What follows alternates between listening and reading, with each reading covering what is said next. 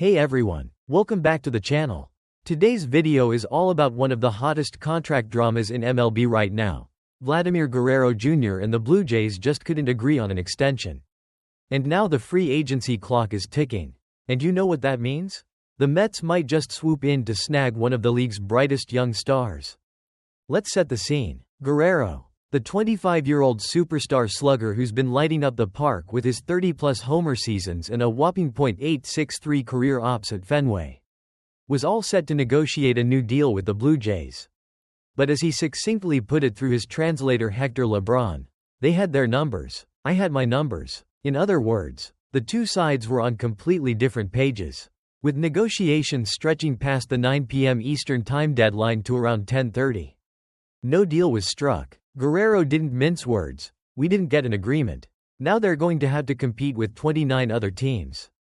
Ouch. Now, here's where it gets really interesting. While the Blue Jays have built a legacy around Guerrero, having had him as part of the franchise since he was 16, the failure to lock him up now opens the door for an incredibly intriguing possibility: the New York Mets. Yes, you heard that right. The Mets had been in preliminary trade talks with the Blue Jays for Guerrero before finalizing their deal with Pete Alonso. And according to insider SNY insider Andy Martino, the Mets were serious about that possibility. Mets owner Steve Cohen even hinted, "I'll worry about that next year," citing payroll considerations and the challenge of managing long-term contracts. Guerrero is poised to enter his AGE 27 season in 2026. A prime age for a franchise-changing talent. And one that fits perfectly with the Mets' recent free agency strategy. With the Mets' current 40-man payroll for luxury tax purposes at about $327 million, and future commitments dipping in the coming years, they have room to maneuver financially.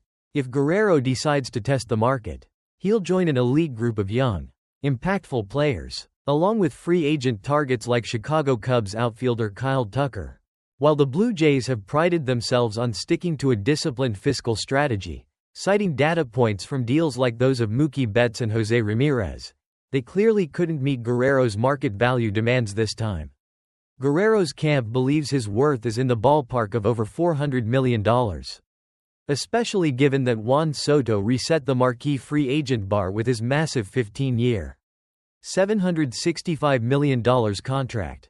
Guerrero's remarks are full of both confidence and defiance. "I know my value. I'll stick with it," he declared. And that's a powerful statement. Not just for him, but for the entire free agency market.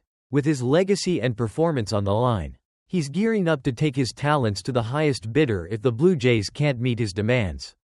So what does this mean for the future? If Guerrero heads to free agency, the Mets, with their deep pockets and flexible payroll, could be in a prime position to compete for his signature. For Blue Jays fans, it's a bittersweet moment. Losing a franchise cornerstone could be a devastating blow. But it also sets the stage for a dramatic offseason in the free agent market. What are your thoughts on Guerrero's decision and the potential trade scenario with the Mets? Drop your comments below. And if you enjoyed this deep dive into one of MLB's most intriguing contract sagas, be sure to hit that like button, subscribe, and ring the bell for more in-depth MLB analysis and updates. Thanks for watching, and we'll see you in the next video.